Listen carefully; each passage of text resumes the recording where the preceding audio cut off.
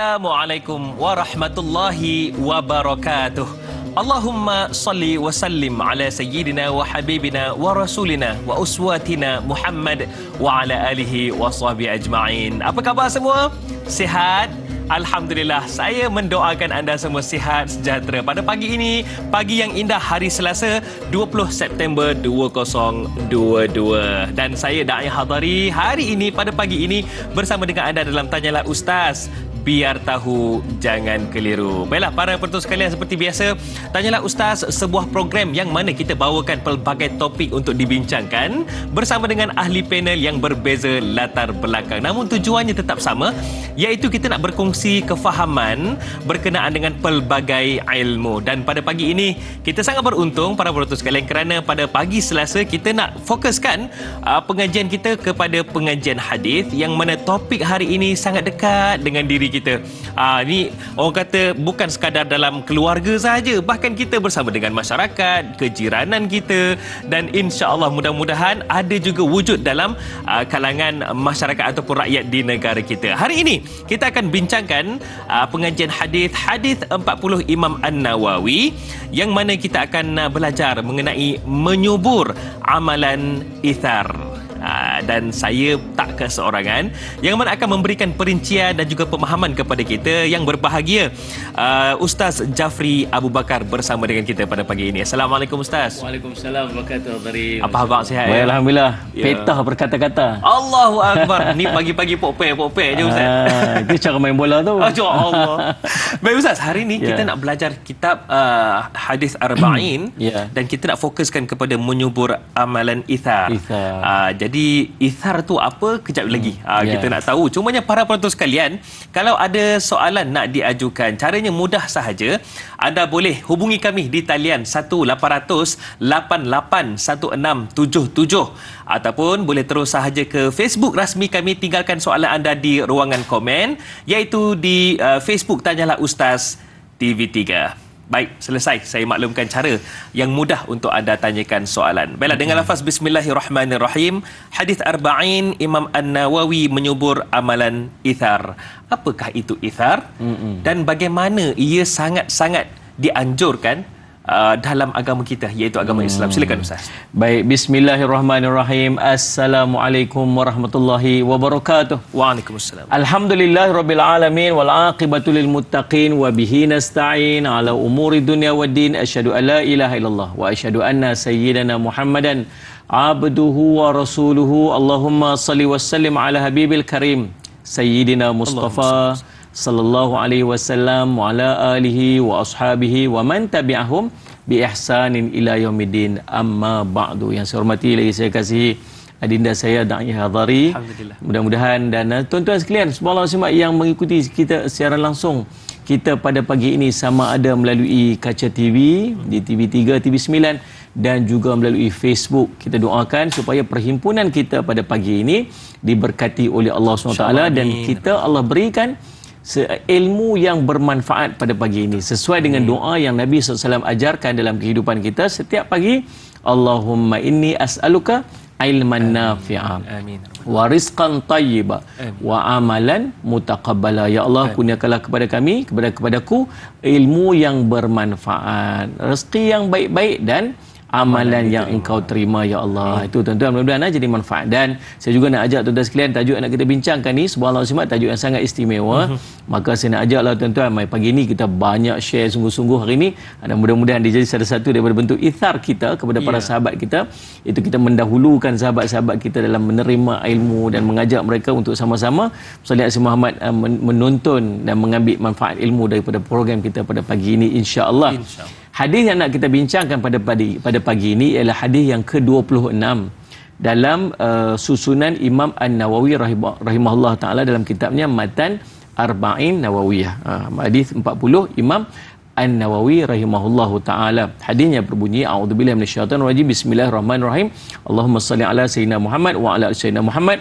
An Abi Hurairah radhiyallahu anhu qala Rasulullah sallallahu alaihi wasallam, kullu sulama minan nasi alaihi sadaqatun, kullu yaumin tatlu'u fihi syams, ta'dilu bainal ithnain sadaqatun, wa tu'inur rajul fi dabbatihi fatahmiluhu 'alaiha aw tarfa'u lahu 'alaiha mata'ahu sadaqatun wal kalimatu thayyibah sadaqatun wa bi kulli khutwatin tamshiha ila salati sadaqatun wa tumitul adha 'anit tariqi sadaqatun atau kama qala Rasul sallallahu alaihi wasallam rawahul Bukhari wa Muslim. Nabi SAW menyebutkan bahawa daripada Abu Hurairah radhiyallahu anhu, bahawa Nabi SAW pernah menyebutkan sallallahu alaihi Muhammad bahawa setiap persendian manusia diwajibkan untuk bersedekah pada setiap harinya mulai matahari terbit. Memisahkan ataupun menyelesaikan perselisihan di antara dua orang yang berselisih itu adalah sedekah. Menolong seseorang naik atas kenderaannya atau mengangkat barang-barangnya atas kenderaannya itu adalah sedekah.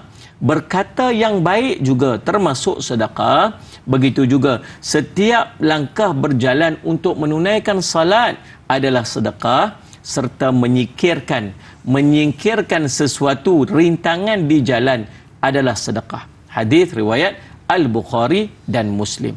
Tuan-tuan, subhanallah, sulama dalam perkataan tersebut bermaksud sendi. Ada yang mengatakan maknanya adalah tulang.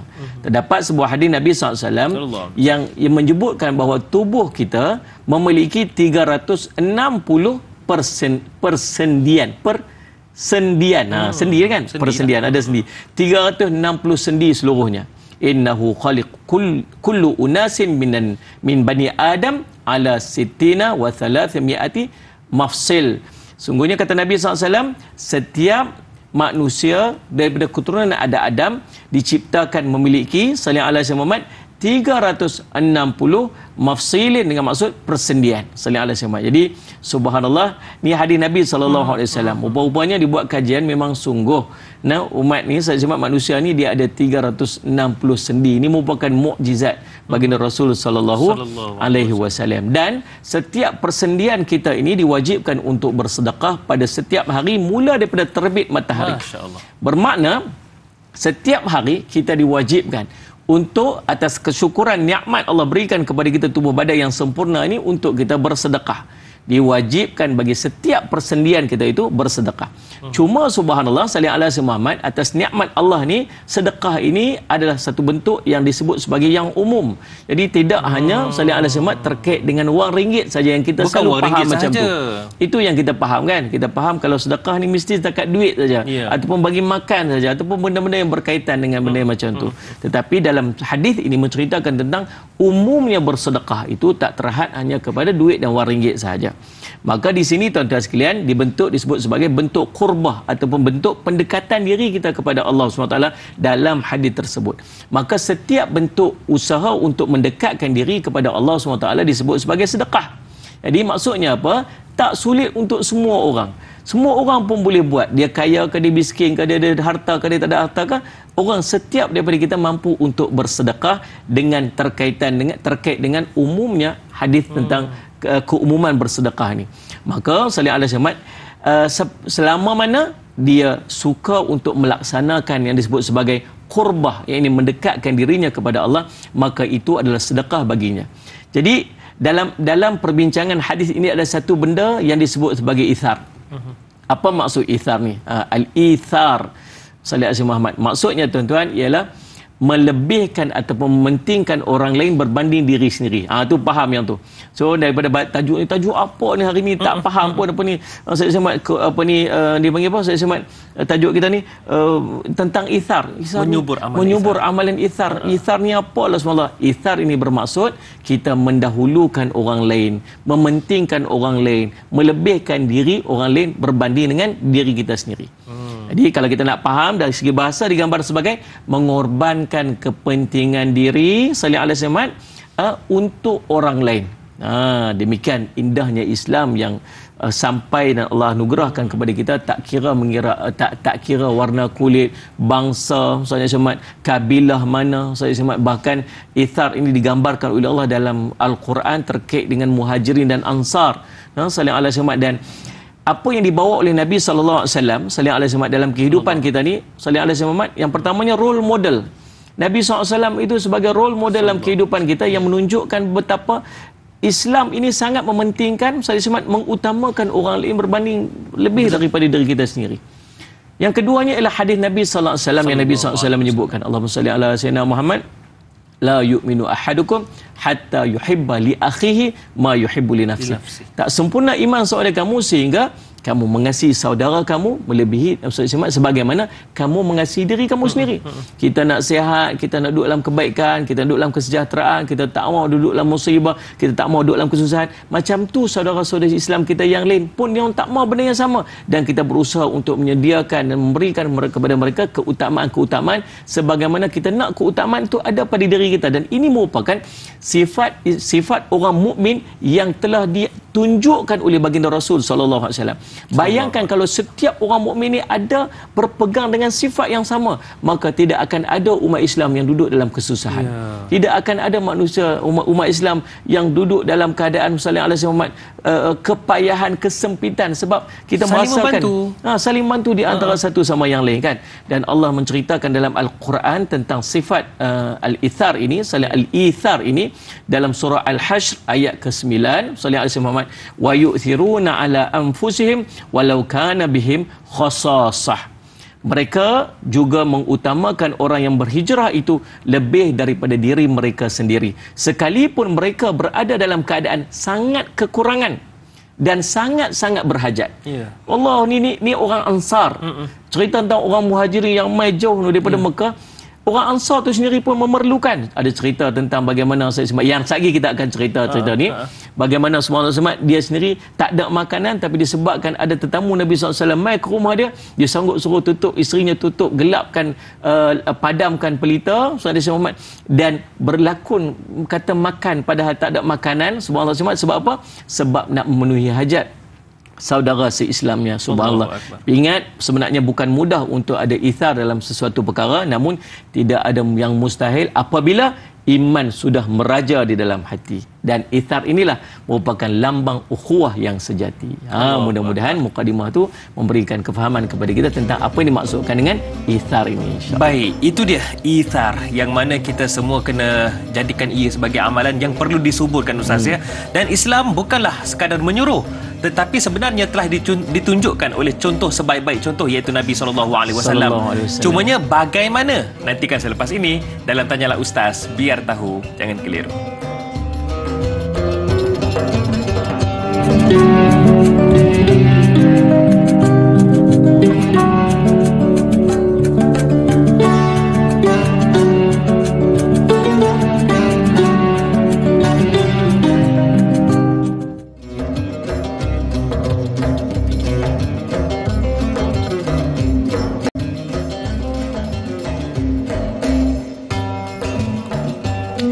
Ustaz Jafri Abu Bakar bersama dengan kita pada pagi ini untuk kita sama-sama bincangkan, dapatkan ilmu berkaitan dengan hadis Arba'in Imam An-Nawawi menyubur amalan ithar. Baiklah para penonton sekalian, saya nak ambil sedikit apa yang Ustaz nyatakan tadi, Ustaz ya.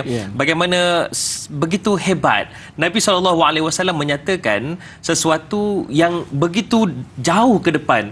Bagaimana kita dianjurkan untuk bersedekah setiap sendi. Bagikan setiap sendi. Maksudnya 365 hari ini tiap-tiap hari lah Ustaz ya. Bersedekah, Allahu Akbar. Dan sedekah itu juga adalah luas, bukan sekadar wang ringgit semata-mata. Cumanya Ustaz, bila sebut tentang ithar, bagaimana kita kena utamakan kepentingan orang lain lebih daripada diri sendiri ni, ia bukan sekadar, agama kita bukan sekadar menyuruh, akan tetapi telah ditunjukkan teladan daripada Nabi SAW. Contoh dari soalan daripada Mas Niza ni, katanya, adakah sifat ithar sanggup mengorbankan kepentingan diri sendiri agar bersifat ihsan atau baik terhadap orang lain, seperti mana yang ditunjukkan oleh baginda Nabi SAW yang lebih mengutamakan umatnya berbanding dirinya sendiri? Silakan Ustaz. Baik. Terima kasih Mas Niza atas soalan yang sangat baik ni semua, dan soalan ni sangat cantik sebagai mukadimahnya.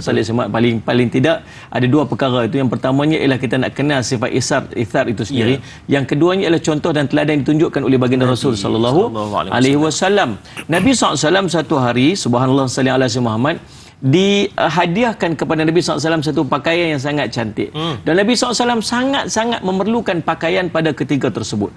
Ada seorang wanita, dia menjahit pakaian untuk Nabi SAW disebabkan kasih sayang dia kepada Nabi SAW. Dia jahitkan pakaian untuk Nabi SAW. Bila Nabi SAW dapat, subhanallah, Nabi SAW sangat gembira sebab dapat pakaian tersebut. Subhanallah.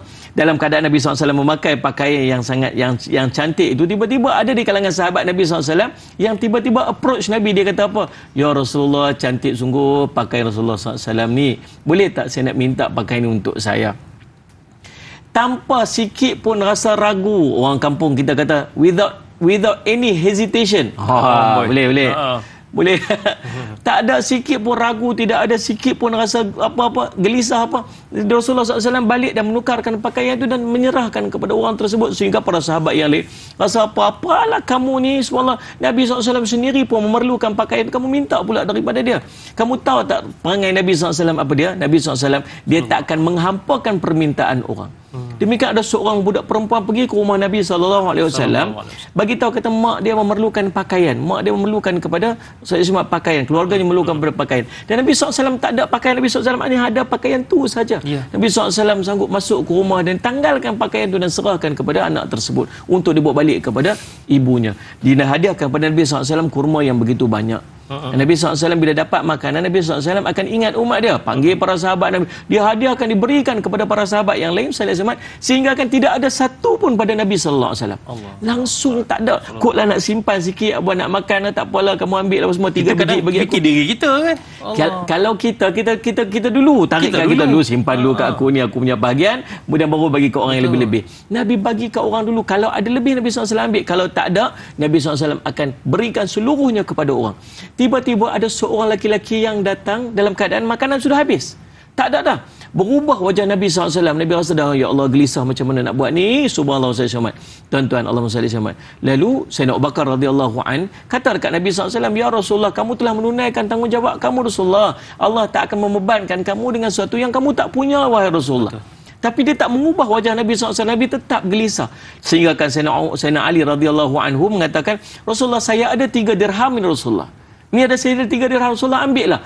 Barulah berubah ceria wajah Nabi SAW. Lalu Nabi SAW menghadiahkan, mensedekahkan 3 dirham itu kepada orang yang memerlukan. Dan Nabi SAW kata apa? Demikianlah yang diperintahkan oleh Allah kepada kami. Tengok macam mana Nabi SAW mengajar, menunjukkan kepada kita akhlak dan watak, mempunyai sikap ithar dalam diri baginda Rasulullah SAW yang patut kita contohi. Namun tuan-tuan sekalian, lawan kepada sifat ithar ini namanya Ustaz Syamad al-inayah, Salih Syamad, al-ananiyah, al-ananiyah, Salih Syamad, ananiyah, Salih Syamad, ataupun kita sebut sebagai jual ikan. Tahu tak jual ikan? Selfish, ya. Bahasa kampung kita lah. Bahasa orang kampung kita lagi. Selfish, al-ananiyah. Al-ananiyah ni tuan-tuan sifat atau sikap keakuan yang mementingkan diri sendiri, dah bahkan dia merasa megah dengan diri dia sendiri. Jadi tuan-tuan semua Jumaat, maka ingat, dan orang yang mempunyai sifat ananiyah ini tuan-tuan, Allah gambarkan mereka adalah orang-orang kafir yang sentiasa mementingkan diri mereka sendiri, matlamat. Mereka subhanallah Jumaat, di sisi mereka boleh menghalalkan apa cara sekalipun asalkan dapat memenuhi hawa nafsu dan keinginan mereka dipenuhi. Dan inilah merupakan punca kepada kerosakan di muka bumi ini. Sebab tu Allah sebut dalam Al-Quran, dalam surah Al-Hasyr tentang Salih Al-Syamad, sifat mereka, ba'suhum bainahum syadidun tahsabuhum jami'an wa qulubuhum syatta. Permusuhan di antara sesama mereka adalah sangat hebat. Kamu kira mereka bersatu, sedangkan hati mereka berpecah belah. Siapa ini? Orang-orang kafir. Semoga kita tidak termasuk dalam golongan orang yang mencintai diri sendiri sehingga mengutamakan diri sendiri dan meninggalkan tanggungjawab kita sesama manusia yang lain. Wallahu a'lam. Sebelum saya nak ke soalan seterusnya daripada sahabat kita di Facebook ni, Ustaz, apa yang menghalang kadang-kadang tu kita nak ithar, nak mengutamakan orang lain, ialah kita selalunya mengharapkan apabila kita bantu orang tu bantu kita balik. Jadi kalau orang tu tak bantu kita balik, kita kata baik utamakan diri sendiri. Macam mana tu, Ustaz? Betul lah tu. Sebab apa? Sebab kita suka buat sesuatu untuk mengharapkan penghargaan. Kalau orang tak hargai kita, orang tak balas balik kita, kita rasa macam tak puas hati. Ada kereta orang rosak tepi jalan. Saya bagi permisalan ni, contoh ni. Ada kereta orang rosak tepi jalan. Kita pun berhenti tanya ni, pasal apa pakcik ni? Oh, kereta rosak. Oh, tak apa pakcik, biar saya tolak. Kita pun senting tangan baju kita, betul ketayap kita, ikat kain pelikat kita nak pergi masjid ni. Kita pun tolak. Pakcik masuk gear 2 pakcik ya. Kita pun tolak. Oh, guru hidup brom dia terus ya. Brom DP terus. Bila DP terus tu kita buat macam mana? Macam ni kat belakang. Kuajak. Apa dah, terima kasih pun tak ada, tidak hai bye-bye lah sama kan. Pergi macam tu je. Sakit hati kita. Pasal apa kita sakit hati? Kita pergi sampai dekat masjid, kawan kita muka macam tu. Pasal apa ni muka marah sangat ni, apa ni Hadari contohlah. Nama tu tak ada kena mengenal dengan siapa-siapa. Orang lain. Ni kita macam saya tolong dia Pak Haji tu, tolak kereta dia. Ada terima kasih pun tak mahu ucap. Pasal apa kita sakit hati? Pasal kita buat dengan mengharapkan pujian dia. Kita mengharapkan terima kasih dia. Kita mengharapkan ucapan dia. Sallallahu Muhammad. Tuan-tuan, tapi kalau kita buat kerana Allah atas pertolongan tu, dia tak ucap terima kasih. Baby kan dia, bukan aku buat pasal dia. Betul. Dia tak kata apa pun, dia tak babai pun. Ya pasal dia lah, sebab aku mengharapkan Allah nak bagi pahala kat aku, bukan dia nak bagi pahala kat aku. Dia yang akan bagi ganjaran. Kalaupun dia mengutuk kita, dia patah balik pula, dia kata apa tolak pun lembab, dia kata kat kita pula. Kita sakit hati. Bepilah kat dia, sebab aku bukan buat kerana kamu. Kita tak buat kerana manusia, kita buat kerana Allah. Sifat kita yang menyebabkan kita hilangnya sifat ithar ini ialah sebab kita sentiasa mengharapkan balasan, mengharapkan appreciation, mengharapkan penghargaan. Betul. Daripada manusia yang lain, kita meninggalkan penghargaan yang sebenarnya ialah ganjaran pahala di sisi Allah SWT. Itu yang utama. Itu yang utama. Baik. Para penonton sekalian ya, menjentik hati kita sama-sama pada pagi ini. Cumanya saya confused lah. Dengan izin confused, keliru. Hari ini kita cerita biar tahu jangan keliru, Ustaz. Saya keliru lah. Pepatah Melayu menyatakan buat baik berpada-pada, buat jahat jangan sekali. Rahimah Saud di Facebook katanya, Islam menggalakkan amalan ithar. Adakah dikira afdal diamalkan sehingga maksimum kemampuan seseorang? Ada kata-kata Melayu iaitu buat baik berpada-pada, buat jahat jangan sekali. Maksudnya adakah ada hadnya? Silakan. Ada hadnya. Buat baik pada-pada kata. Jangan buat lebih-lebih sangat, nanti kamu jangan baik sangat. Jangan baik sangat, nanti kamu akan kecewa. Mendahulu. Terima kasih Rahimah Saud atas soalan, masya-Allah, yang sangat baik, dan kita boleh berkongsi jawapan supaya mengambil manfaat. Ini adalah kepentingan soal jawab sebenarnya. Betul. Dan Allah banyak dalam Al-Quran, Allah mengajarkan dalam Al-Quran tentang soal dan jawab. Saya cermat. Bahkan dalam Quran Allah tanya dan Allah sendiri yang jawab. Sebab nak mendidik satu sifat yang perlu ada dalam untuk mendapatkan ilmu di kalangan orang mukmin, iaitu dengan dia bertanyakan kepada perkara yang dia tidak mengetahui supaya dia dapat tahu. Kalau dia dah tahu tapi dia tak faham, dia bertanya untuk memahamkan. Kalau dia dah tahu dan dia dah faham, soalan itu mungkin akan memberitahu kepada orang lain yang tidak mengetahui dan memberi faham kepada orang yang tidak memahami. So, dia tetap akan jadi manfaat. Sebab tu dalam agama ni tidak ada soalan bodoh dipanggil. Soalan bodoh. Mungkin bagi kita tu bodoh, tapi bagi dia ada satu benda yang dia tak tahu. Yang perlu nak ambil tahu. Perlu untuk dia ambil tahu. Jadi terima kasih atas soalan Rahimah Saud tadi ni. Baik, memang mendahulukan kepentingan orang lain ni tuan-tuan, Ustaz itu merupakan perbuatan yang baik dan perbuatan yang sangat terpuji. Dia mampu untuk mematahkan ego yang ada dalam diri kita bagi menyelesaikan kemaslahatan yang lebih besar, yakni memenuhi keperluan-keperluan dan Ustaz daripada kalangan orang Islam yang lain yang memerlukan. Tetapi subhanallah tuan-tuan, sallallahu alaihi wasallam, ada ukuran dia, ada batasan dia, ada benda. Dalam Islam ni apa saja pun dia ada limitation dia. Semalam duk bincang-bincang dengan sahabat saya tentang makanan-makanan yang sihat yang baik ni. Walaupun makanan tu baik, tapi kalau makan berlebih-lebihan dia jadi mudarat balik. Kan dia kata, oh minyak zaitun ni bagus, minyak apa tu saudak ni bagus, tapi tiap hari makan sampai satu tong, akhirnya dia pun jadi penyakit juga. So sama juga sebab dalam Islam ni dia ada limitation, dia ada batasan dia. Dan jangan pergi melebihi daripada batasan dia. Dan subhanallah simat, maka di sinilah perlukan kepada ilmu. Dia perlukan kepada ilmu. Tuan-tuan, subhanallah sallallahu alaihi wasallam Muhammad, dalam satu perkara yang tidak perlukan kepada kita untuk ithar ini, atau mendahulukan orang lain ini, ialah dalam urusan ibadah.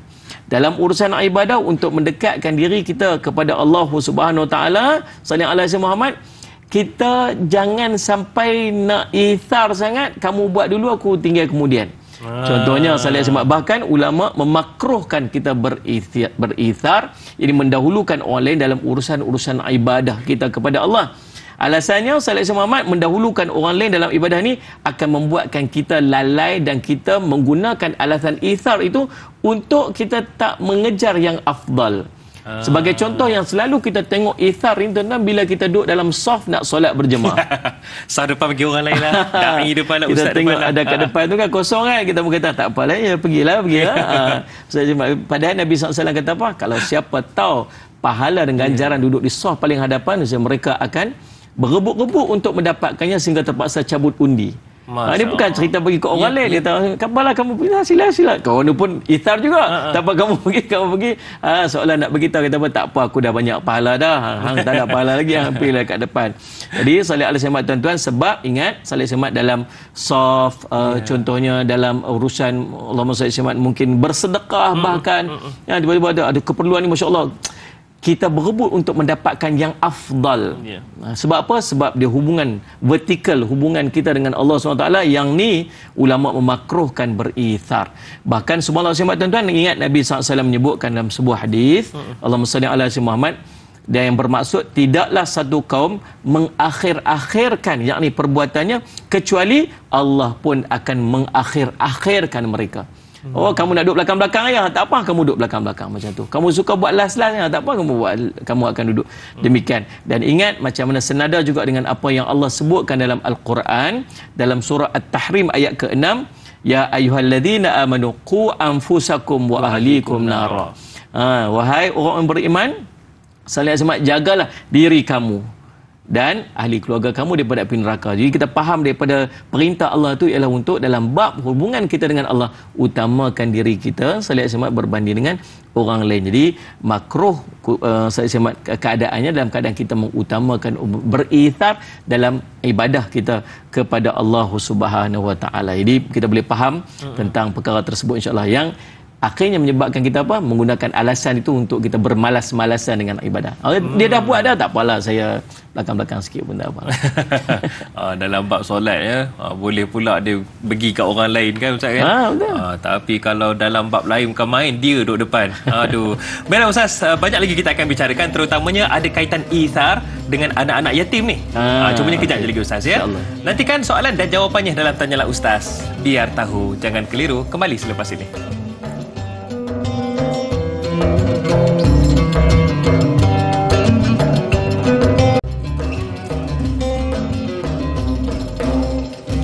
Setiap hari kami bawakan topik yang berbeza-beza dan kami tampilkan ahli panel yang berbeza latar belakangnya, namun tujuannya sama, memberi kefahaman dan berkongsi ilmu dalam Tanyalah Ustaz, biar tahu jangan keliru. Dan dikabarkan yang menonton ketika ini ada Ustaz dari Singapura pun ada, sahabat-sahabat dari Indonesia pun ada, Brunei pun ada Ustaz. Ahlan wa sahlan. Alhamdulillah. Jadi nak minta anda semua yang mungkin menonton di Facebook juga, bagi tahulah dari Singapura kan, mungkin ada dari Indonesia ataupun Brunei. Terima kasih kerana menonton Tanyalah Ustaz. Baiklah, hari ini kita masih lagi bicarakan tentang hadis 40 Imam An-Nawawi menyubur amalan ithar bersama dengan Ustaz Jafri Abu Bakar. Baik Ustaz, tadi saya ada nak tanyakan soalan. Sebenarnya soalan ini daripada sahabat kita iaitu Hana Wanci di Facebook. Katanya, adakah dengan rasa kasih sayang serta ihsan kepada setiap makhluk itu datangnya dari sifat toleransi dan ambil berat yang perlu dipupuk kepada setiap individu?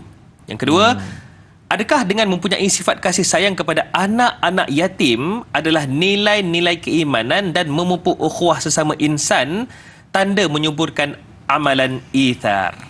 Silakan. Subhanallah, terima kasih penonton setia kita Hana Wanci, dan setiap episod kita ni mesti ada soalan Hana Wanci ni. Ya, betul. Alhamdulillah, tahniah dan syabas Salih Somad, dan mudah-mudahan kita juga istiqamah dalam kita menuntut ilmu pada setiap hari, insya-Allah. Tuan-tuan, subhanallah salli ala Muhammad, siapa yang mengajarkan kepada kita dan membawakan kepada kita sifat-sifat yang baik ini kalau bukan daripada Rasul sallallahu alaihi wasallam. Sifat toleransi, sifat rahmat yang ada dalam diri kita, belas kasihan yang ada dalam diri kita sebagainya, Allahumma salli ala Muhammad, diajarkan oleh baginda Rasul sallallahu alaihi wasallam melalui perintah daripada Allah Subhanahu wa taala, sebagaimana Allah berfirman dalam surah Al-Hijr ayat ke-88, wakhfid janahaka lil mu'minin. Sallallahu alaihi Muhammad, Allah sebut, berendah dirilah kamu terhadap orang-orang yang beriman. Jadi Nabi SAW diutuskan oleh Allah kepada kita sebagai panduan untuk kita mengikuti, dan bahkan Nabi SAW diutuskan kepada kita sallallahu alaihi wasallam, fa innaka la'ala khuluqin azim. Sungguhnya pada sisi Nabi SAW itu, Allahumma salli ala sayyidina Muhammad, khuluqin, akhlak yang sangat hebat sebagai panduan dalam kehidupan kita. Dan Nabi SAW juga diutuskan sebagai rahmatan lil alamin, rahmat bagi sekalian alam. Ini semua dia punya apa, tuan-tuan sekalian, susunan-susunan yang akan mensejahterakan alam. Allah yang alam Allah Subhanahu wa taala. Baginda Nabi SAW merupakan manusia contoh paling sempurna dan paling layak untuk kita jadikan sebagai panduan bagi seluruh manusia. Sallallahu alaihi wasallam. Jadi tuan-tuan, tentu saja kehadiran baginda Rasul SAW dalam kehidupan umat manusia ini, sallallahu alaihi wasallam, yang akan menjadi rahmat bagi sekalian alam. Itu soalan yang pertama. Jadi kita faham dah toleransi ke, belas kasihan ke, punca dia main dekat mana? Dengan ajaran dan panduan daripada baginda Rasul sallallahu alaihi wasallam. Yang keduanya tuan-tuan, subhanallah, saya semat tentang anak yatim. Sebagai anggota masyarakat yang Allah anugerahkan sifat kasih sayang dalam diri kita ni, maka subhanallah perlulah kita berbuat baik dengan anak yatim. Bukan pula kita mengambil kesempatan daripada mereka. Dia merupakan satu kewajipan sosial bagi setiap umat Islam, dan dia merupakan tuntutan daripada Allah dalam Al-Quran. Tuan-tuan semua, dulu para sahabat baginda Rasul sallallahu alaihi wasallam bila masing-masing keluar saja untuk berjihad, maka ada di kalangan sahabat Nabi sallallahu alaihi wasallam yang syahid dalam peperangan-peperangan tersebut. Tapi kita tidak pernah dengar pada zaman Nabi sallallahu alaihi wasallam dulu adanya rumah anak yatim. Mana ada rumah anak yatim dulu? Bahkan sebelah anak-anak yatim ini akan dianggap sebagai anak-anak kepada para sahabat yang lain yang sallallahu alaihi wasallam terselamat dalam peperangan tersebut. Masing-masing mengambil tanggungjawab. Kalau tidak, ahli keluarganya, para sahabat baginda yang lain akan mengambil tanggungjawab untuk sallallahu alaihi wasallam membesarkan dan mendidik dan menjaga keperluan-keperluan anak-anak yatim tersebut, sehingga kan Allah menyebutkan tentang yatim ini 23 kali dalam Al-Quran. Nak bagi satu signal kepada kita bahawa masyarakat Islam khususnya perlu mengambil tanggungjawab dan mengambil perhatian kepada pembelaan anak-anak yatim yang berada di sekitar kita, supaya mereka selesa, mereka sempurna seperti orang lain yang mempunyai ayah dan ibu. Sehingga Nabi SAW menyebutkan, barang siapa yang membelai kepala anak yatim kerana Allah Subhanahu Wa Taala, belai saja, ni bukan bagi makan lagi, belai saja kepala anak yatim, maka baginya kebaikan yang banyak daripada setiap rambut yang diusap oleh. Sebab tu nak cari rambut yang rambut banyak-banyak sikit tu. Kita usahkan. Kalau tak ada rambut macam mana? Tak ada rambut. Dan barang siapa yang berbuat baik kepada anak yatim, kata Nabi SAW, barang siapa yang berbuat baik kepada anak yatim perempuan dan lelaki, maka aku dengan dia akan berada dalam syurga ni, kehatai ni, di antara seperti ini. Nabi tunjuk dua jari ini, subhanallah. Dan Nabi SAW mengisyaratkan dengan merenggangkan di antara jari tunjuk dan jari tengahnya dekat ni. Mengulas hadis ini, Al-Hafizah Ibn Hajar Al-Asqalani berkata, cukuplah sebagai bukti yang menetapkan dekatnya kedudukan Nabi SAW dengan kedudukan orang yang mengasuh anak yatim. Kenyataan bahawa antara jari tengah dan jari tunjuk tidak ada jari yang lain. Ini dekat semua, tuan-tuan. Jadi terdapat banyak puluhan ayat, bahkan hadis-hadis Nabi SAW yang menceritakan tentang hubungan kita dengan anak-anak yatim, bukan sakat beri pakaian, makan, pakai sahaja, subhanallah, tetapi juga layanan perasaan, sehingga kita mencampurkan dalam hati kita ni perasaan cinta dan kasih sayang kepada anak-anak yatim sebagaimana anak-anak kita sendiri. Allah mengibaratkan kepada mereka yang berdusta dalam agama, salah satunya ara'aital ladzi yukadzibu biddin fazalikal ladzi yad'ul yatim. Mereka ini lalai tanggungjawab menjaga anak-anak yatim. Ustaz, Allahu akbar. Baik Ustaz, kita ada pemanggil di talian ketika ini, iaitu Haji Ismail dari Sungai Buloh ni. Assalamualaikum. Waalaikumsalam warahmatullahi wabarakatuh. Dan Ustaz, apa khabar kita? Sihat ya Haji? Alhamdulillah, sihat. Baik. Silakan dengan soalan kepada Al-Fadhil Ustaz, silakan. Terima kasih Da'i. Okey, Assalamualaikum Ustaz. Waalaikumsalam kata Tuan Haji Ismail. Ismail masih ingat lagi tempoh hari kita jumpa dekat Masjid Mekalan Batu Melaka. Ya, ingat. Okey. Soalan saya nak tanya Ustaz. Bagaimana kita nak mendidik generasi muda sekarang ini dengan bersedekah menyubur amalan ikhtiar? Itu je soalan saya pagi ini. Terima kasih. Assalamualaikum warahmatullahi wabarakatuh. Waalaikumsalam warahmatullahi wabarakatuh. Soalan yang cantik. Saya mohon kepada bukan sekadar guru yang sekarang ni menonton, ibu bapa pun juga kena tahu macam mana nak didik anak-anak muda ni untuk ithar. Terima kasih Encik Ismail. Baru ni betul lah jumpa baru ni. Semua dia tegur saya. Masya Allah. Terima kasih banyaklah. Jauh dia jumpa di Melaka je. Jumpa di Melaka. Dia pergi ada ziarah ke sana. Banyak Encik Ismail. Dan Allah SWT tuan-tuan yang dirahmati sekalian, salih alaihi wasallam, terima kasih Tuan Ismail atas soalan tadi ni. Ada dua keadaan, paling kurang ada dua keadaan bagaimana kita nak mendidik generasi muda ni untuk adanya sifat ithar. Yang pertamanya tuan-tuan ialah dengan pengetahuan agama yang sempurna. Kita tak akan boleh lari daripada mendidik dan memberikan pendidikan yang sempurna kepada anak-anak dan generasi muda kita tentang kepentingan ithar ini, dan ithar ini terkait dengan keimanan. Dia terkait dengan iman. Lagi beriman dia kepada Allah, lagi kuat itharnya kepada umat manusia yang lain. Sebab dia tak akan mampu untuk buat benda tersebut seandainya tidak ada iman. Nak buat macam mana? Kita ada ni, kita yang susah payah cari, kita yang bekerja bagai nak rak, tiba-tiba bahagian kita nak bagi kat orang lain. Bahkan melebihkan dia pula. Oh, ini sudah lebih. Apa dia kekuatannya nak ke arah tu kan? Betul. Apa kekuatannya yang mampu untuk kita melakukan demikian melainkan iman kepada Allah SWT. Gantian yang Allah janjikan, kebahagiaan yang dijanjikan oleh Allah, syurga yang dijanjikan oleh Allah daripada apa yang kita lakukan. Satu hari ada seorang tetamu datang ke rumah Nabi SAW. Allahumma salli ala Muhammad. Lalu Nabi SAW sendiri tak ada apa nak bagi. Tak ada apa sebenarnya Nabi SAW nak bagi. Lalu subhanallah Nabi SAW kata dekat para sahabat, siapakah dari kalangan kita ini yang subhanallah nak meraihkan tetamu aku ni? Nak raikan tetamu aku ni. Tanpa ada lengah, seorang sahabat angkat tangan, Rasulullah, saya Rasulullah. Tak mau bagi orang lain, dia nak berebut untuk dapat. Walaupun di rumah dia tak tahu ada apa, kat rumah dia tak tahu lagi. Dia pun balik dengan sahabat Nabi SAW ni, sampai-sampai ke rumah dia, baru dia tanya isteri dia, dekat rumah kita ada apa? Isteri dia kata apa? Tak ada apa bang. Kalau isteri kita kata apa? Pasal apa lah yang bawa mai ke rumah? Awak tak tanya dulu ke di telefon tu, halo-halo dah dulu. Tak, dia nak tunaikan dulu. Dia kata hanya ada sikit Salih Muhammad gandum untuk buat roti. Itu pun untuk anak kita yang sedang menangis tu. Dia lapar ni, kita nak bagi anak kita makan, yang tu je yang ada. Tak ada yang lain, anak kita seorang tu. Suami dia kata apa? Tak apa, kamu pergi pujuk-pujuk anak tu, bagi tahu dekat dia, bagi dia tidur. Pujuk-pujuk bagi dia tidur. Buat-buatlah berlaku-berlaku pun semua, masak-masak bagi dia terlena dengan harapan dia sekali, dia bangun sekali benda tu dah masak. Tuan-tuan, kemudian nanti bila nak makan, nanti kamu padamkan lampu, kamu tutup lampu tu bagi gelap. Maka tuan-tuan sekalian, dia buatlah macam mana yang suami dia suruh. Panggil kawan tu makan, panggil tu hidang, tiba-tiba beluk padam. Oh Allah, blackout pula. Contohlah, blackout pula ni semua Allah. Bawa makanan dan dia pura-pura mengunyap. Nak meraihkan tetamu sebut untuk tetamu tersebut makan, dan seolah-olah macam dia pun turut makan bersama dengan tetamu sebut. Pasal apa mampu buat sampai macam ni? Iman. Kalau tak ada iman, dia tak akan mampu buat macam tu. Bahkan orang main kat kita ada RM10 dalam poket, orang minta sedekah sikit lah apa semua. Saya tak ada.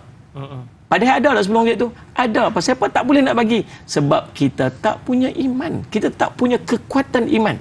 Padahal Allah kata Allah akan gantikan dengan lebih. Nabi SAW kata tidak akan berkurang harta orang sedekah.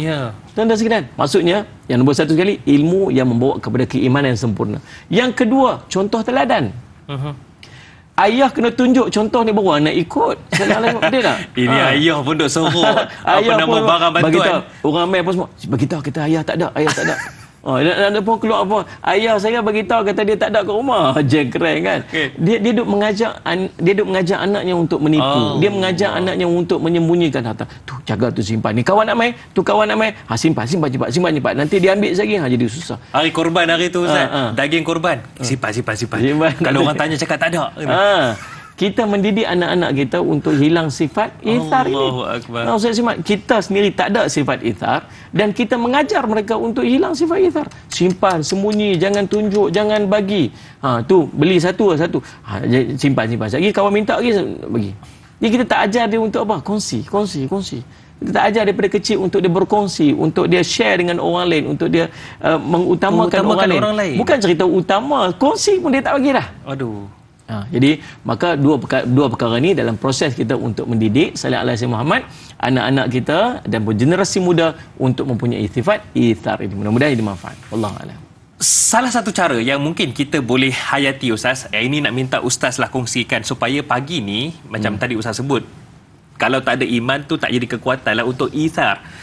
Jadi pada pagi ni, kita nak ambil masa, mungkin Ustaz boleh perincikan, sedekah atau pemberian ini sebenarnya membentuk hati dan jiwa seorang hamba. Bahkan mendidik juga tidak ada apa yang milik kita selain daripadanya. Macam mana tu Ustaz? Betul. Sebab tu Nabi SAW, dalam hadis Nabi SAW menyebut, hadis sahih Nabi kata apa? Sadaqatun burhan. Sedekah ini, burhan ini maksud bukti, dalil. Dalil apa? Dalil iman. Hanya orang yang beriman saja mampu untuk bersedekah. Orang yang bakhil, ialah dia mengira-ngira berapa yang dia sedekahkan. Salih alaihi wasallam. Bahkan lebih dahsyat ialah orang yang bersedekah untuk mengharapkan perhatian orang yang lain. Penghargaan orang lain. Ungkit pula di atas. Jadi tuan-tuan sekalian, maka hanya orang beriman saja mampu untuk bersedekah, sebab pada pandangan mata zahir kita, apabila kita bersedekah, duit kita kurang. Daripada 1,000 kita ada, kita bagi 100. Sudah pasti tinggal RM900. Sallallahu alaihi Muhammad. Ada RM10, bagi RM10 tu memang tak ada ringgit lah kat kita. Sebab itu nilaian pandangan zahir kita. Sedangkan Nabi kata apa? Sallallahu alaihi Muhammad, akan bertambah. Nabi SAW kata, takkan kurang harta orang bersedekah. Allah menyebutkan Allah akan menggantikan dengan ganti yang lebih baik. Allah kata Allah ganti. Nabi kata takkan kurang. Mata kita nampak dia kurang. Kita selalu pakai apa yang mata kita nampak berbanding dengan apa yang Allah kata. Dan Nabi SAW kata. Tetapi nak percaya dengan apa yang Allah kata dan apa yang Nabi kata, tak lain memerlukan kepada iman. Maka sebab tu Nabi kata apa? Nilaian ataupun dalil kepada kekuatan untuk bersedekah ini ialah iman yang sempurna. Wallahualam. Saya terfikir pula ni macam mana ya Ustaz ya, kalau kita ada RM10 dalam keadaan orang lain memerlukan, nak minta RM5 untuk isi minyak, mampu kita nak bagi? Mampukah kita nak bagi? Baiklah Ustaz, lagi dan lagi kita akan bincangkan tajuk kita menyubur amalan ithar pada pagi ni Ustaz ya. Cumanya kita rehat seketika, kembali lagi selepas ini.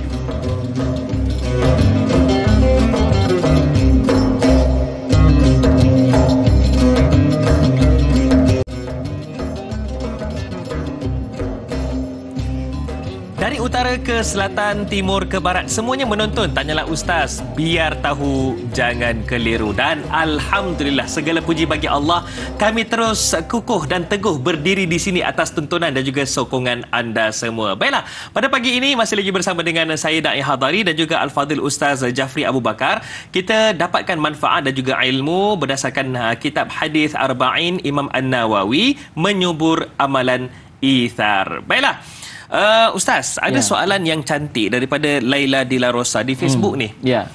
Katanya, adakah sifat ithar ini boleh menghakis sifat bakhil? Teringat pula Haji Bakhil yang ada dalam diri seseorang. Adakah besar pahala bagi orang yang masih sempat memikirkan akan kesusahan orang lain di saat dia juga sedang diuji dengan kepayahan? Subhanallah, Sayyid Muhammad. Allahumma salli. Ada satu kisah. Terima kasih Laila Dila Rosa. Dia kena ucap terima kasih dulu atas soalan yang baik. Tanpa soalan tidak adalah Tanyalah Ustaz. Sebab dah tanya, dah tanya kan dah ada jawapan kan.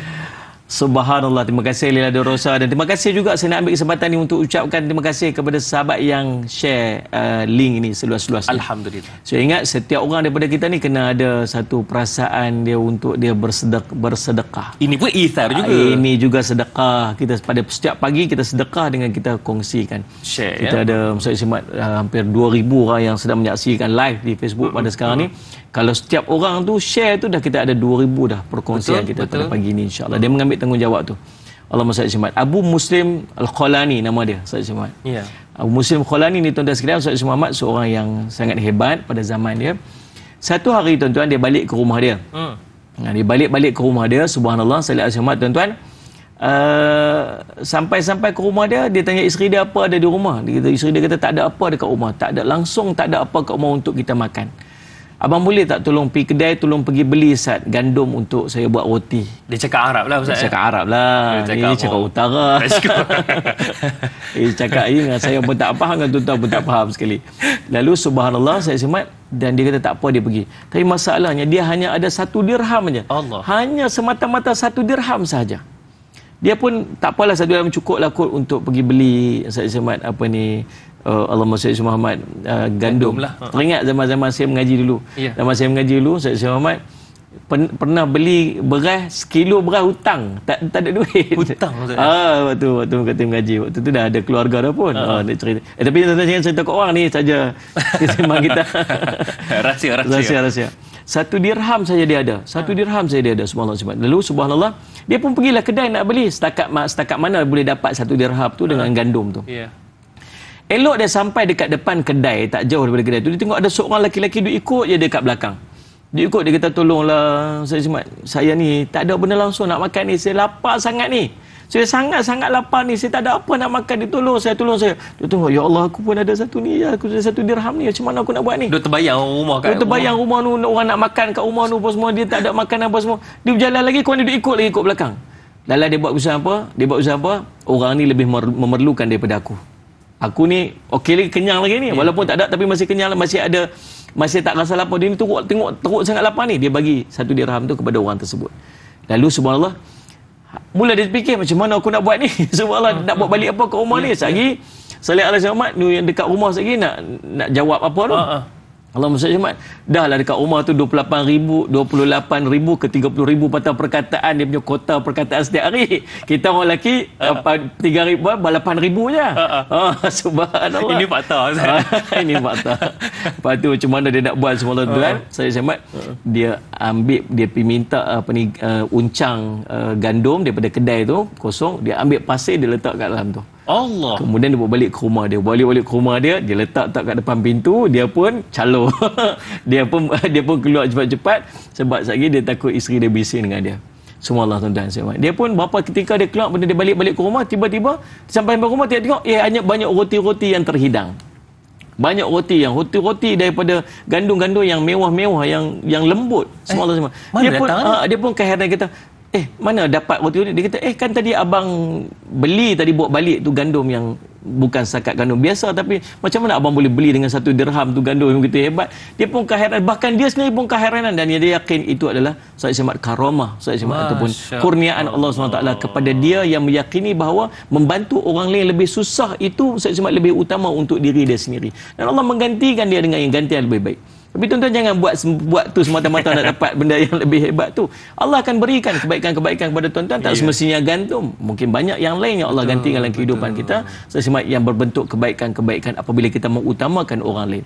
Dalam sebuah hadis Nabi SAW, Nabi SAW menyebutkan bahawa sallallahu ala sayyidina Muhammad, Allahumma salli, ja'a rajulun ila Nabi sallallahu alaihi wasallam faqala ya Rasulullah ayyu sadaqati a'dhamu ajran. Wahai Rasulullah SAW, seorang lelaki tanya kat Nabi SAW, wahai Rasulullah, apakah sedekah yang paling hebat, yang paling azam, yang paling tinggi, yang paling hebat sallallahu alaihi akan pahalanya? Maka kata Nabi SAW, Allahumma salli ala sayyidina Muhammad, anta saddaqa wa anta sahihun syahihun takhshal faqra wa ta'mulul ghina wala tumliu hatta idza balagat al-hulqum qulta li fulani kada wa fulani kada wa qad kana li fulan. Kata Nabi SAW dalam hadis riwayat Imam Bukhari ni dan Muslim ni, Nabi kata sedekah yang paling baik ialah engkau keluarkan sedekah itu ketika engkau masih sihat. Waktu kita sihat, kita nak apa? Kita nak semua tu plan macam-macam. Kita nak pergi sana, nak pergi sini, nak buat investment tu, investment ni. Sebab apa? Sebab kita tengah sihat. Waktu inilah kita bersedekah. Yang keduanya, waktu mana? Saya Azmat. Waktu, Salih Azmat, engkau takut miskin. Engkau takut miskin. Wah, aku tak ada ni, Kalau aku bagi sekali, aku lagi tak ada ni. Waktu itulah tuan-tuan bersedekah. Yang ketiganya, waktu mana? Waktu engkau ingin kaya. Oh, ni aku nak tengok dia mai kat kita, Ustaz tolong doa lah saya, kalau saya dapat ni saya nak bagi kat Ustaz. Berapa lama tak mai-mai. Lepas tu dia tanya, dapat dari tu? Dapat dah Ustaz, terima kasih atas doa Ustaz. Lepas tu bila yang nak baginya, kata nak bagi, dia kata nanti saya dapat lagi satu, saya bagi kat Ustaz. Kat madrasah Ustaz. Macam itulah tuan-tuan manusia ni. Dan semula kata Nabi, jangan tunda sedekah sehingga nyawa sudah sampai ke halqum, ke kekurangan, lalu engkau berkata, berikan ini kepada si fulan, berikan ini pada si fulan, walaupun harta itu memang hak si fulan, yang dah jadi harta faraid anak-anak dia dah waktu itu pada ketika tersebut. Tuan-tuan, jadi subhanallah semat, itulah keadaannya. Allahumma salli alaihi, tuan-tuan, jangan menunda-nunda untuk bersedekah, dan bersedekahlah pada mana-mana ketika dan keadaan kita, sebab Allah menjanjikan kebaikan pada sedekah kita. Teringat pula kisah Nabi SAW yang hampir sakaratul maut. Ketika itu Nabi masih ingat lagi tentang orang lain, dan Nabi suruh sedekahkan 7 dinar yang terakhir. Allahu Akbar. Hebatnya baginda Nabi SAW. Ustaz, ada soalan daripada Al-Shal di Facebook. Okey, Al-Shal. Al-Shal katanya, adakah sifat ithar yang terpuji ini hanya berkaitan dengan hal dunia sahaja? Bagaimana dalam perkara ibadah, seperti mendahulukan orang lain di saf hadapan berbanding diri sendiri kerana dia orang OKU? Ni tadi kita cerita pasal kalau sama-sama sihat, sama-sama biasa je kan. Ini kalau orang OKU macam mana? Adakah dibolehkan untuk kita dahulukan dia dalam ibadah? Adakah hukumnya hanya makruh dan bukannya sunat? Silakan Ustaz. Baik, Allahumma salli. Tuan-tuan, kita sebut tadi bahawa mendahulukan orang lain dalam urusan dia, vertikal dia, urusan dia kepada Allah SWT itu, sallallahu alaihi Muhammad, itu hukumnya makruh. Sebab dia kena utamakan diri, dia kena bersungguh untuk dirinya mendapat kelebihan dalam ibadat dia kepada Allah SWT. Tetapi dalam isu sahabat kita ni, dia OKU. Takkan dia nak berbuk-berbuk ke depan lagi, subhanallah tuan-tuan. Maka seandainya dia punya kekurangan-kekurangan, walaupun dia berhasrat dan berniat sungguh untuk mendapat kelebihan-kelebihan afdal atas amalan tersebut, tetapi kekurangan dirinya, dia faham bahawa dia tak mampu untuk melakukan demikian. Sebagai contoh, di masjid ada ruang yang dikhaskan untuk golongan OKU sebagai contoh. Dalam saf mungkin ada tempat yang dikhaskan bagi tempat letaknya kerusi. Kalau letak kat depan nanti, walaupun boleh saja kalau dia dia tak boleh nak berdiri, dia kenakan pada kursi, boleh saja dia letak kursi itu pada saf hadapan. Cuma jangan, pastikan jangan dia nanti letak kursi itu sampai ke belakang, menyebabkan orang belakang terputus saf, tak boleh nak sujud. Dia letak kaki kursi itu satu line dengan kaki orang di sebelah tu, supaya belakang tu masih ada ruang untuk orang bersujud sebagainya, saya simak tuan. Tetapi kalaulah tempat-tempat tertentu meletakkan tempat yang khas kepada golongan OKU ni, dan dia terpaksa untuk duduk situ dalam keadaan hatinya Allah sedihnya sebab dia tak dapat duduk di saf paling hadapan sebagainya, maka mudah-mudahan Allah mengurniakan kelebihan-kelebihan dia atas usaha dan niat dia untuk mendapatkan kelebihan tersebut, tetapi dia punya kekurangan. Boleh faham kan? Dia terhalang, macam orang yang bermusafir, orang yang sakit, dia mendapat pahala sebagaimana orang yang sihat dan orang yang bermukim. Bila dia terpaksa untuk meninggalkan demikian disebabkan oleh keuduran dia, kekangan dia. Orang rajin pergi masjid, tapi disebabkan dia musafir, dia terpaksa tinggal. Dia rajin orang pergi masjid, tetapi dia sakit, dia tak boleh nak pergi, maka pahalanya Allah berikan sama juga kepada dia. Cuma pesan saya tu, masjid bagilah mesra OKU sikit. Ni nak masuk, nak laluan, nak pi pun tak ada sebagainya. Tak ada ni. Dan sampai-sampai dah tangga. Dia naik dengan kursi roda, dia dengan apa sebagainya. Kita kena mesra juga kepada golongan-golongan OKU. Kena bersifat ihsan kepada orang-orang OKU juga. Ihsan, betul. Baik. Itu dia satu perincian yang saya yakin, insya-Allah, mudah-mudahan kepada baru-baru ni wilayah persekutuan dilantik baru AJK di surau-surau dan juga di masjid. InsyaAllah semuanya dapat melaksanakan tugasan dengan baik. Amin ya rabbal alamin. Amin. Baik Ustaz, kita akan tutup dulu di TV3, dan sambungan perbincangan kita berkenaan dengan menyubur amalan ithar ni kita akan sambung di TV9 selepas ini, InsyaAllah. Baiklah para penonton sekalian, terus bersama dengan kami dalam Tanyalah Ustaz, biar tahu jangan keliru.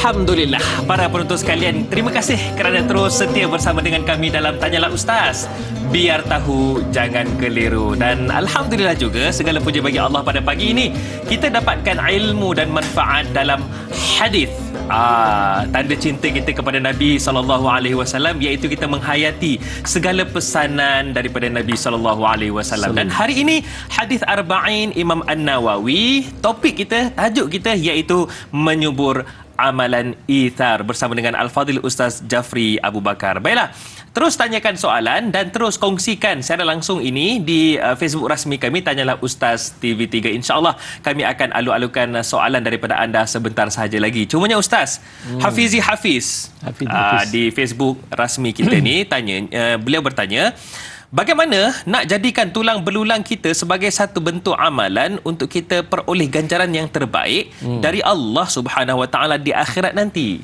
Pencerahan daripada Ustaz. Baik, terima kasih Muhammad Hafizi Hafiz atas soalan yang sangat baik, dan terima kasih juga kepada semua yang masih setia bersama dengan Tanyalah Ustaz. Biar tahu jangan keliru, dah macam host pula. InsyaAllah kami sangat menghargainya, sudah pastinya insyaAllah. Betul. Tuan-tuan sekalian, Ustaz Muhammad, Nabi SAW menyebutkan dalam sebuah hadis, innahu khaliq kulli insanin min bani Adam ala sitina wa 300 mafsilin. Sesungguhnya pada setiap manusia keturunan anak Adam ini diciptakan memiliki 360 persendian. Jadi semua hadis ini riwayat Imam Muslim, dan setiap persendian kita ini diwajibkan untuk kita bersedekah pada setiap harinya mulai daripada matahari terbit. Bermakna setiap hari dalam Islam kita ada 360 hari. Betul. 360 hari ya. Ngam-ngam dengan jumlah sendi yang kita ada. Jadi maksud setiap hari diwajibkan kepada kita untuk kita bersedekah. Jadi macam mana kita nak bersedekah? Tuan-tuan, yang pertamanya tuan-tuan, subhanallah, kita menunaikan segala apa yang diperintahkan oleh Allah, dan dengan kita meninggalkan segala larangan yang ditegak oleh Allah Subhanahu Wa Taala. Ini konsep paling asas dalam kita bersedekah ataupun mensyukuri nikmat kita atas 360 sendi yang Allah berikan kepada kita. Kalau kita masih melakukan kemaksiatan dengan nikmat anggota yang Allah bagi kita ni, kita disebut sebagai orang yang kufur nikmat.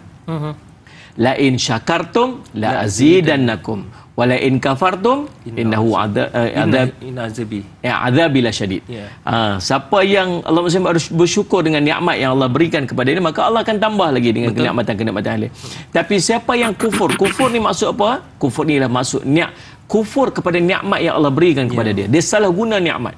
Allah bagi tangan ni untuk buat kebaikan, dia guna tangan ni untuk kemaksiatan. Allah bagi kaki ni untuk berjalan tempat-tempat yang baik, tapi dia guna kaki ni untuk berjalan tempat-tempat maksiat. Dia salah guna, maka Allah punya hak untuk menarik balik kenikmatan tersebut. Sebagaimana disebut oleh ulama, syarat kepada berkekalan nikmat ialah taat, dan syarat kepada tertanggalnya nikmat ialah maksiat. Begitulah keadaannya. Tuan-tuan, jadi yang pertamanya apa? Buat apa yang Allah perintah, tinggalkan apa yang dilarang oleh Allah SWT.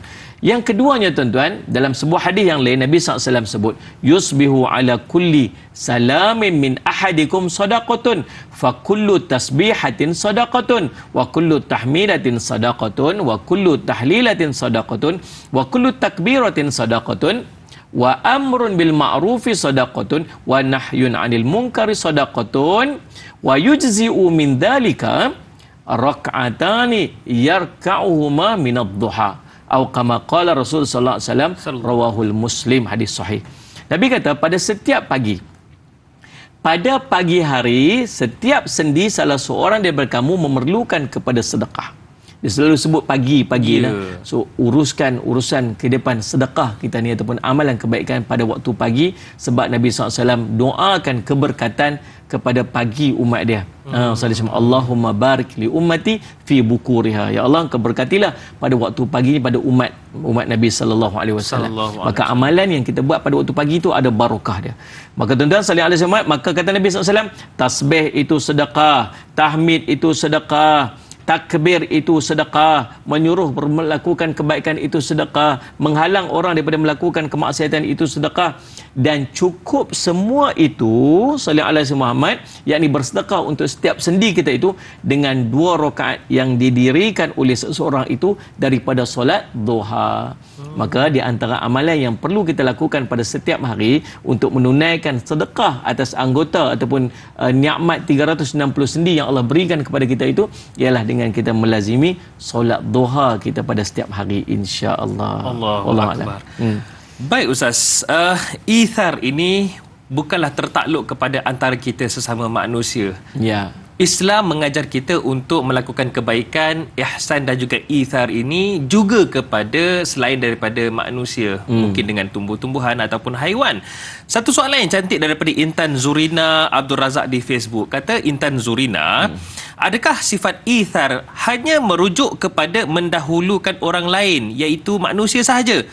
Bagaimana pula sifat ithar manusia kepada binatang peliharaan seperti kucing yang ada masanya, keperluannya, perbelanjaannya lebih diutamakan oleh pemilik? Adakah ia dikirakan sebagai ithar juga? Maklumlah Ustaz, tengah-tengah bulan ni gaji tinggal sikit. Miau-miau minta pula nak makanan dia. Macam mana tu Ustaz? Baik, Allah SWT. Tuan-tuan, terima kasih Intan Zurina Abdul Razak atas soalan tadi ni. Ithar tidak hanya terhad kepada manusia sahaja, bahkan ithar juga kepada seluruh makhluk Allah yang lain. Sallallahu alaihi wasallam Muhammad.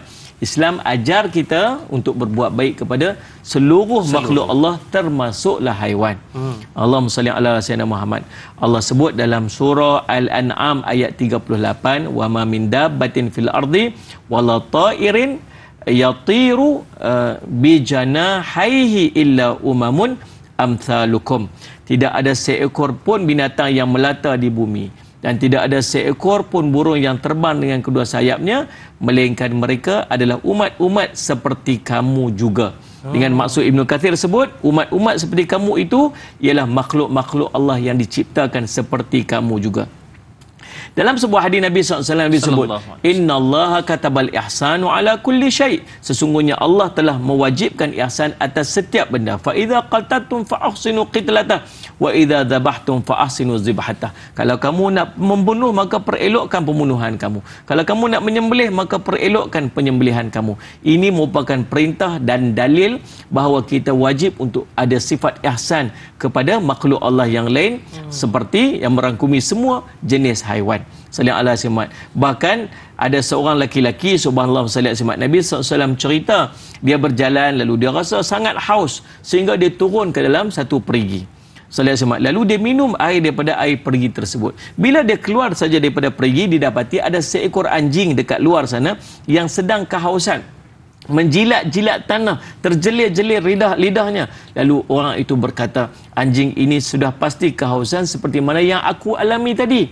Tadi aku pun dahaga, aku tengok dia ni mesti dahaga macam mana aku. Kemudian dia turun ke bawah, dia cedok air itu dengan kasutnya, dia gigit kasutnya untuk dia naik ke atas, lalu dia beri anjing itu minum. Kemudian dia bersyukur kepada Allah, lalu Allah pun mengampuninya. Kemudian para sahabat tanya, ya Rasulullah, wa inna lana fil bahaimi ajran. Wahai Rasulullah, apakah bagi kami atas perbuatan terhadap binatang juga ada pahala? Maka Nabi SAW menyebut, na'am fi kulli dhati kabidin rotbatin ajrun. Benar, bagi setiap hati yang basah, yang bersikap rahmat, itu ada pahalanya. Demikian ada satu kisah bagaimana sallallahu alaihi wasallam Muhammad, seorang perempuan yang kata Nabi SAW, perempuan yang diazab oleh Allah disebabkan seekor kucing yang dia kurung sehingga mati kelaparan.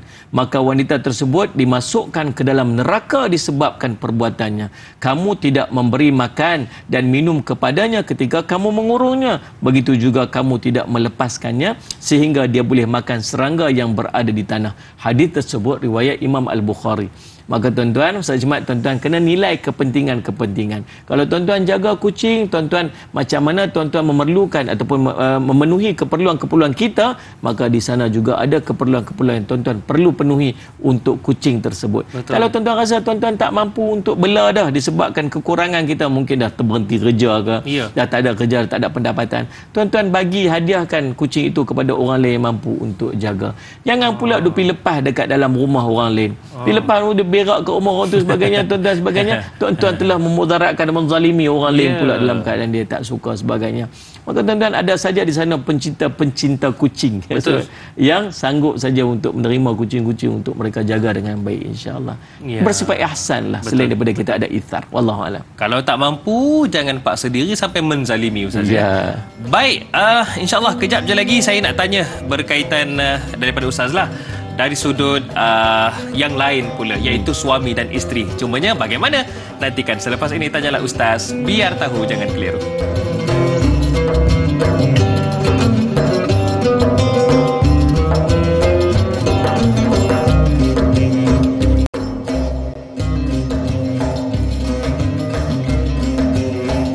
Alhamdulillah, tidak kira di mana sahaja anda berada, terima kasih dan terima kasih kerana terus menonton Tanyalah Ustaz, biar tahu jangan keliru. Pagi ini kita bersama dengan Al-Fadhil Ustaz Jafri, kita sembangkan menyubur amalan ithar berdasarkan hadis Nabi SAW dalam hadis 40 Imam An-Nawawi. Baik Ustaz, kalau ikutkan bola sepak di hujung-hujung ni Ustaz, nak tunggu bisa penamat masa kecederaan belum lagi. Masa kecederaan lebih kurang lah sebelum kan.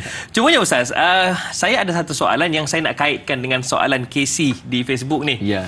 Casey ada tanyakan, katanya ithar artinya mengasihi orang lain ataupun mengutamakan orang lain berbanding diri sendiri. Bagaimana seharusnya untuk tanam di hati agar kita lebih menyayangi adik-beradik melebihi segalanya?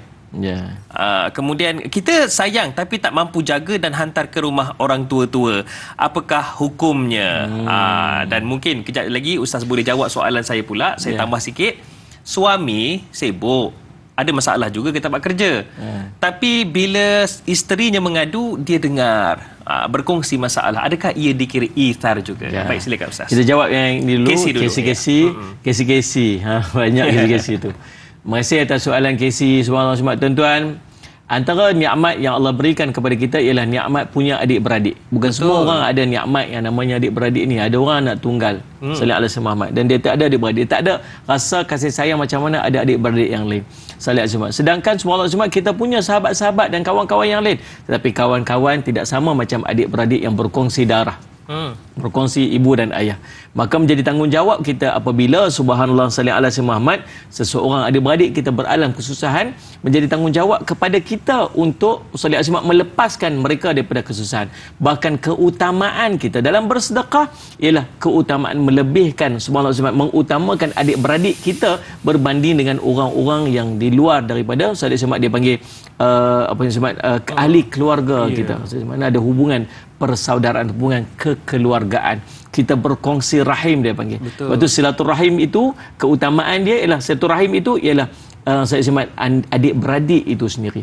Seandainya tuan-tuan sekalian semua mereka beralam kesusahan, maka menjadi tanggungjawab kita untuk melepaskan mereka daripada kesusahan tersebut. Tetapi seandainya kita tak mampu untuk menjaga dan kita perlu terpaksa untuk meletakkan mereka di tempat ataupun rumah jagaan yang kita rasa macam itulah yang patut kita lakukan sebab kita tak lebih mampu sungguh-sungguh untuk kita jaga, maka tuan-tuan ada beberapa poin yang tuan-tuan perlu kita sallallahu alaihi Muhammad ambil berat. Yang pertamanya tuan-tuan, Rasulullah Muhammad hendaklah mendapat persetujuan daripadanya dan kesukaan dan kerelaan hatinya. Bincang dulu dengan dia elok-elok. Bukan ambil-ambil terus masuk kereta, buat kereta, pergi tinggal di tepi jalan apa sebagainya, tu uruslah. Bincang dulu dan dapatkan kerelaan daripada hati. Fahamkan dia dulu dengan situasi yang berlaku. Nah, jangan buat macam tu, nah. Jangan pergi tinggal macam tu saja. Yang keduanya, tempat tersebut pastikan tempat itu selesa dan boleh menenangkan perasaannya. Yang ketiga, makan minum yang disediakan hendaklah mencukupi dan bersesuaian dengan seleranya. Begitu juga penjagaan kesihatannya. Yang berikutnya, wujud layanan yang baik dan memuaskan daripada pihak rumah penjagaan tersebut. Yang berikutnya ada privasi serta penjagaan aurat yang baik dan semua keperluan daripada mereka itu mencukupi, termasuklah disediakan tempat ibadat yang selesa. Lagi tuan-tuan, ada tempat pengajaran dan penambahan ilmu, dan yang paling penting ialah kita sering menziarahinya dan menyantuninya dengan kerap. Bukan maksud lepas-lepas pergi letak kat situ tak pergi tengok-tengok terus. Tak boleh. Kita tak mampu nak jaga, itu satu hal yang lain. Tetapi ketidakmampuan kita itu bukan dengan maksud tak mampu kita termasuk dengan menziarahi dia. Yang tak memerlukan kepada keuangan mungkin. Paling tidak telefon, tanya khabar dan sebagainya. Maka tuan-tuan, itulah beberapa daripada poin yang penting seandainya kita tak mampu untuk menjaganya. Mudah-mudahan Allah berikan kepada kita kemampuan untuk kita mengambil berat di kalangan ahli keluarga kita, sebab dalam kata patah orang tua-tua, air dicincang tidak akan putus. Wallahu a'lam. Yang suami mendengar permasalahan isteri, berkongsi masalah tu, adakah ia dikira ithar walaupun suami tu ada masalah sendiri? Subhanallah, tuan-tuan. Saya termiss out satu hadis tadi saya nak sebut. Untuk kisah tadi ni. Nabi SAW menyebutkan man ahabba an barang siapa yang dia suka diselamatkan daripada neraka dan dimasukkan ke dalam syurga, maka hendaklah datang kematiannya dalam keadaan dia beriman kepada Allah dan hari akhirat. Dia juga memperlakukan manusia sebagaimana dia suka manusia memperlakukan kepadanya. So bahasa mudah, what you give you get back. Macam mana kita nak orang kita buat kita, maka kita laku demikian, dan endingnya dia akan dimasukkan dalam syurga, dijauhkan daripada neraka, dan dia mati dalam keadaan dia beriman kepada Allah SWT. Kisah tadi ni, subhanallah, tuan-tuan, masya-Allah, dua-dua suami isteri kerja. Masing-masing pun ada masalah masing-masing kat tempat kerja. Kita balik-balik kadang-kadang subhanallah nak luahkan perasaan kita kepada isteri kita dengan stresnya kita. Tuan-tuan, luahan perasaan Salih Muhammad ada dua keadaan. Yang pertama, dia luah perasaan supaya pasangan dia mendengar keluhan dia. Yang keduanya, luahan perasaan dia ialah dengan dia membalas keburukan kepada ahli keluarganya apabila dia menerima tekanan di tempat kerja. Ada tak jadi macam tu? Banyak. Dia balik-balik ke rumah, isteri dia, abang dah balik, itu pun satu soalan juga. Dah pukul 5, dia sampai ke rumah, lagi duk tanya soalan, abang balik? Nak jawab tak jawab ni? Apa soalan ni? Memang balik lah ni. Dah aku balik lah ni. Cuba tanya soalan yang lain. Abang, Salih Ahmad, you want coffee, tea or me? Contoh kan. Me tu maksud shoulder to cry on kan. Ear to listen kan, contoh. Subhanallah, Ahmad. Tanya soalan-soalan yang relevan sikit. Kan, subhanallah, tuan-tuan. Jadi subhanallah, balik tu nak luah perasaan. Endapnya subhanallah, tuan-tuan, Salih Ahmad, tengok-tengok sebelum kita nak bercakap, dia bercakap dulu. Maklumlah kita sebut tadi ni 28,000 hingga 30,000 patah perkataan. Kita baru nak mula perkataan pertama. Kita balik-balik kadang dah habis dah kota perkataan sebab mesyuarat tadi 3,000 habis dah. Balik-balik abang macam mana? Apa nak khabar? Dah habis dah kota perkataan dia. Semua tuan-tuan Salih Muhammad, dia pun tanya kat kita, masya-Allah, Salih Muhammad. Dia kata, "Ni abang, saya ada masalah." Kita tadi nak luah perasaan. Tuan-tuan, waktu tu kita apa? Kita pendam sekejap, kita dengar dia dulu. Bagi dia bercakap dulu. Bagi dia cerita dulu. Adakah itu ithar? Ya, itu sebahagian daripada ihsan. Dan bahkan semula dia merupakan ihsan dalam urusan rumah tangga. Masya-Allah. Sebab ni tuan-tuan sekalian, Ustaz Syumat, dia kadang-kadang dalam rumah tangga ni kita perlukan kepada Ustaz Syumat sakinah. Dan sakinah terhasil dengan dua perkara, mawaddah dan rahmah. Mawaddah ni apa? Kasih sayang yang membunga-bunga. Rahmah ini ialah belas kasihan. Dan di sinilah terletaknya belas kasihan ini, Ustaz Syumat. Bukan dia tak ada masalah, dia saya ada masalah, Ustaz Syumat. Tapi saya lebih rela untuk mendengar, biar dia luahkan perasaan. Habis dia cerita-cerita apa semua, okey, my turn pula. You listen pula kan. You listen. Dia pula cerita, masing-masing mendengar walaupun tak mampu untuk menyelesaikan, tetapi mendengar itu sudah meredakan perasaan. Masya Allah. Bukan apa, isterinya penerbit. Jadi tak ada kena-mengena dengan penerbit kita. Dan ceritanya itulah macam-macam masalah kan. Tapi sebenarnya bila ada ithar dalam keluarga itu akan tenang, harmoni, Ustaz ya. Subhanallah. Baiklah Ustaz. Ini juga sebagai penghujung, antara hujung lah perbincangan kita ni. Dari sudut sosial. Sosial, okey. Allahumma salli ala sayyidina. Amalan ithar akan memberi impak positif kepada masyarakat. Adakah ia benar dan bagaimana gambarannya? Sememangnya demikianlah. Saya dah hadari Salih Muhammad. Apa tujuan adanya ithar? Ialah sebagai rahmat. Tuan-tuan, Allahumma salli ala sayyidina. Bayangkan kalau setiap daripada orang Islam ini punya sifat ataupun perasaan ataupun tanggungjawab ithar ini dalam kehidupan, melihat kesusahan yang ada di sekitarnya dan mengambil tanggungjawab untuk membantu menyelesaikan, mengutamakan orang lain. Bahkan Nabi SAW pernah memuji satu kabilah, yang saya tak ingat namanya, saya minta maaf, Salih Muhammad, yang mereka akan menghimpunkan harta yang mereka ada, kemudian mereka akan agihkan secara sama rata di antara satu sama yang lain secara adil, supaya tidak ada yang duduk dalam kesusahan. Saya teringat satu kisah dalam kitab Tazkiratul Awliya yang dicatat, yang disusun oleh Imam An-Naisaburi rahimahullahu ta'ala, kisah Ali Al-Wafa. Kisah Ali Al-Wafa ni tuan-tuan, satu ni kisah menarik yang kita boleh mengambil pengajaran tentang sifat ithar ini. Subhanallah, saya Muhammad. Tuan-tuan, satu hari Abdullah ibnu Mubarak rahimahullah taala ni ulama yang sangat hebat, guru kepada Imam Al-Bukhari. Satu hari dia pergi untuk melaksanakan ibadat haji. Kemudian subhanallah dalam keadaan dia selesai melaksanakan ibadat, dia keletihan lalu dia tertidur di kawasan Masjidil Haram. Dalam tidurnya itu, dalam keadaan dia semi conscious tu kot, separa sedar tu, tiba-tiba dia terlihat dan terdengar percakapan dua malaikat. Lalu malaikat yang pertama bertanya kepada malaikat yang kedua, dia kata, berapa ramaikah jemaah haji yang datang haji pada tahun ini? Lalu malaikat yang kedua menjawab, 600,000 jemaah haji. Banyak tu, subhanallah. Berapa ramaikah yang mendapat haji yang mabrur? Lalu malaikat yang kedua menyatakan bahawa tidak ada di kalangan mereka yang mendapat haji yang mabrur. Daripada 600,000 tu, tak ada orang dapat haji yang mabrur. Lalu subhanallah, kata malaikat yang berikutnya, kata, kecuali ada seorang yang dia menjadi penyebab semua orang mendapat pahala haji pada hari tersebut. Seorang ini namanya, Allahumma salli ala Ali Al-Wafa. Dia duduk di Damsyik katanya. Kemudian subhanallah terjagalah Ibnu Mubarak pada ketika tersebut. Lalu dia teringat, wih, hebatnya orang ni, Ali Al-Wafa ni, sampai sebab dia orang lain semua dapat pahala haji ni. Aku nak pergi cari, nak mengambil maklumat tentang orang, nak jumpa orang ni. Apa amalan yang sangat hebat yang menyebabkan bukan sekat dia dapat haji mabrur, orang lain pun dapat pahala haji. Akhirnya bawa dia pergi ke kota Damsyik. Dia pergi tanya-tanya orang dan akhirnya tuan-tuan dia bertemu, dan pendek cerita dia bertemu dengan Ali Al-Wafa ni. Masya-Allah. Dia pun tanya, Tuan, subhanallah, apakah amalan Tuan sehingga Tuan dikurniakan haji yang mabrur, yang sempurna, yang orang lain pun mendapat manfaat. Subhanallah, daripada orang yang langsung tak dapat haji yang mabrur tu. Dia kata, Tuan, saya nak minta maaf, saya nak cakap kat Tuan, saya tak pergi haji lagi. Dia tak pergi haji lagi. Dia kata, macam mana keadaan dia? Tuan, saya ni tukang kasut. Saya hanya seorang tukang kasut, dan setelah berapa lama saya duduk menghimpunkan semua, 30 tahun dah saya azam nak pergi ke Mekah. Dan saya kutip sikit-sikit daripada hasil upah tukang kasut saya yang tak seberapa itu, sehingga saya dah ada 350 dirham yang nak mencukupkan 400 dirham untuk melayakkan saya untuk pergi haji.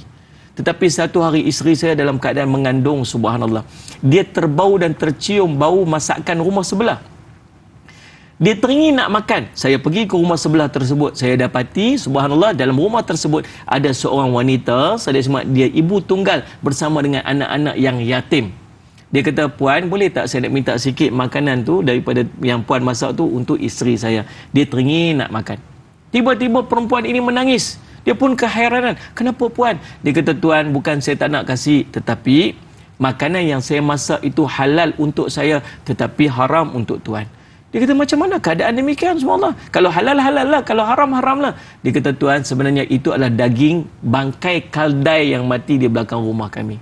Dan kami makan dan kami masak ini semata-mata sebab untuk nak menjaga nyawa anak-anak kami. Sebab kami tidak ada langsung makanan. Subhanallah. Halal untuk kami tapi haram untuk Tuhan. Subhanallah. Dia menangis, tuan-tuan, dan dia balik ke rumah dia, subhanallah, dia sangat menyesal sebab ada jirannya duduk dalam kesusahan dalam keadaan dia tidak sedar. Lalu dia ambil seluruhnya daripada yang dia simpan itu untuk dia pergi haji itu dan dia serahkan kepada makcik tersebut, dan dia kata, ya Allah, haji aku setakat pintu rumah makcik ni sahaja. Kau terimalah sekadarnya, ya Allah, dan Allah kurniakan kepadanya kebaikan haji yang mabrur, pahala haji mabrur, dan pahala Allah kurniakan juga kepada seluruh jemaah haji yang pergi haji pada tersebut. Sebab apa, tuan-tuan sekalian? Ithar. Subhanallah. Mudah-mudahan Allah berikan kepada kita kekuatan untuk mendapat kelebihan-kelebihan ini, dan Allah berikan kepada kita, Saudara Muhammad, tuan-tuan, iman yang kuat untuk melaksanakan tanggungjawab kita sebagai seorang mukmin. Kekuatan untuk melaksanakan ithar tidak ada lain melainkan keimanan. Baiklah Ustaz, sebagai memurnikan program kita pada pagi ini dan mendapatkan motivasi untuk kita melaksanakan dan menyuburkan ithar ini, jadi doa daripada Ustaz. Silakan Ustaz. Bismillahirrahmanirrahim. Alhamdulillahirabbil alamin, wassalatu wassalamu ala rasulil amin sayyidina Muhammadin wa ala alihi washabihi ajmain. Allahumma faqihna fid din wa 'allimna ta'wil waj'al waj'alna min ibadikas salihin wahdinas siratal mustaqim. Allahumma arina haqqa haqqan warzuqna ittiba'ahu wa arina batila batilan warzuqna ijtinabah. Wa sallallahu ala sayyidina Muhammadin wa ala alihi wa sahbihi wasallam. Alhamdulillahirabbil alamin. Amin ya rabbal alamin. Terima kasih kepada Al-Fadhil Ustaz Jafri Abu Bakar Al-Mahmudi kerana sudi bersama dengan kami pada pagi ini. InsyaAllah kita akan bersama lagi Ustaz ya. InsyaAllah. Baiklah, para penonton sekalian, esok Da'i Anas akan temankan anda bersama dengan Al-Fadhil Ustaz Muhammad Ghazali Ibrahim, yang mana topik kita akan bincangkan tentang fiqh. Kita akan fokuskan kepada pusaka puaka. Macam mana tu pusaka puaka tu? Nantikan perbincangannya esok. Para penonton sekalian, selalu kita tanya, apa yang agama boleh berikan kepada kita? Apa pula negara boleh berikan kepada kita? Apa pula masyarakat dapat berikan kepada kita? Tapi yang utamanya, apa yang kita dapat berikan kepada agama, bangsa dan negara kita? Fikir-fikirkan. Saya Da'i Hadari mohon permisi undur diri. Assalamualaikum warahmatullahi wabarakatuh.